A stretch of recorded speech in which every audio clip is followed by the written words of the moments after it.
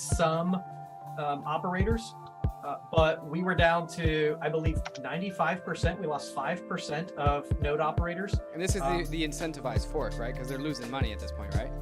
That's right. Yes, Bellatrix is when the consensus client updated to prepare for the merge, and anyone who was not updated fell off the chain.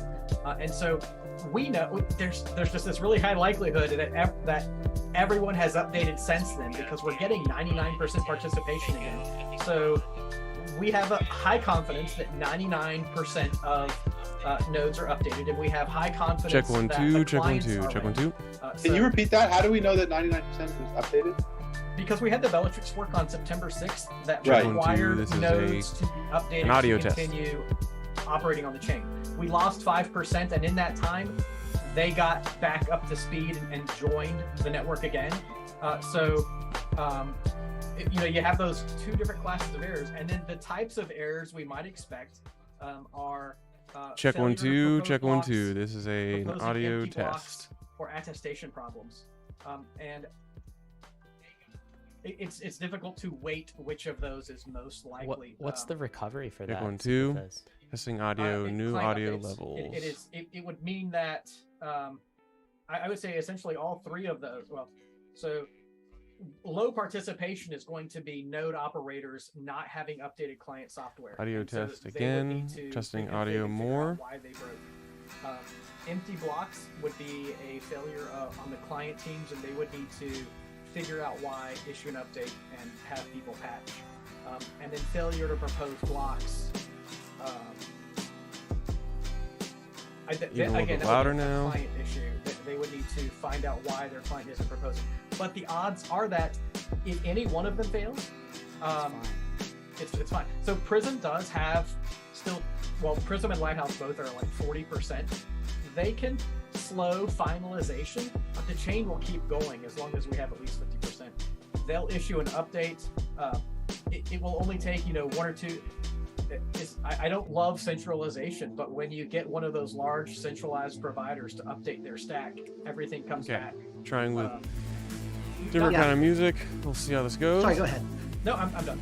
Okay, I was going to say, so yeah, that was a great explanation of that, but just to make sure everyone understands the client diversity thing here, it's kind of a blessing and a curse, because we got like all these different clients that you can mix and match. In fact, I have a DAP node, which means I made my own, box to put my validator on. I only have one validator, and I put DAP node on it. And what that does is it provides an interface where I can switch between execution layer clients and consensus layer clients. So I can switch between, Prism and Lighthouse, and I can switch between Geth and Nethermind, like super fast and easy.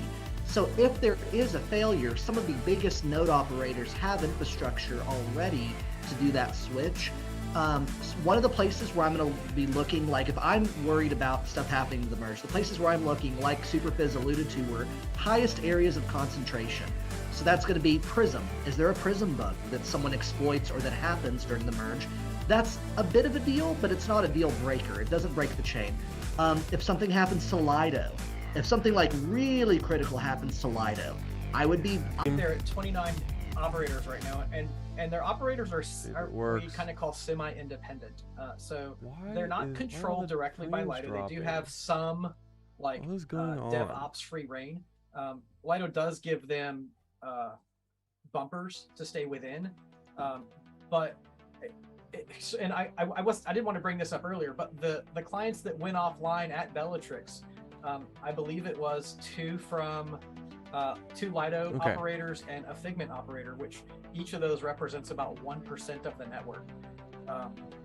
So if a Lido operator does go down, it's not catastrophic, and the fact that they are primarily independent operators means that we're not going to lose that whole 30% of the network in one take. Great. Yeah, go ahead, Hudson. I love something G. Harrison said. That was all I had. G. Harrison said, as long as we're up and running before everyone wakes up. That is probably a gift of doing this at 3 a.m. Yeah. That took us several hours to get things fixed before anyone sees the news. Right. But the client teams are like all across time zones all over the world, right? So it's like we're talking from an East Coast perspective. It's going to be in the middle of the night. I don't think they're in Asia times. Do we have? somewhere in? There are, I believe, one of the teams, maybe Testing Nimbus or this out. something, is all The mostly in unknown. Australia, I think.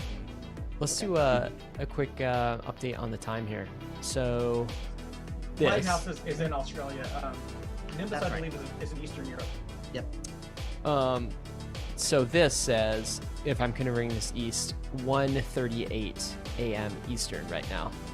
1:38. So that is Eastern. Yeah, Yeah. Sick. a.m. on Thursday. And that's this, gonna get pushed later. Yeah. Okay, but Bordeaux. This says 220.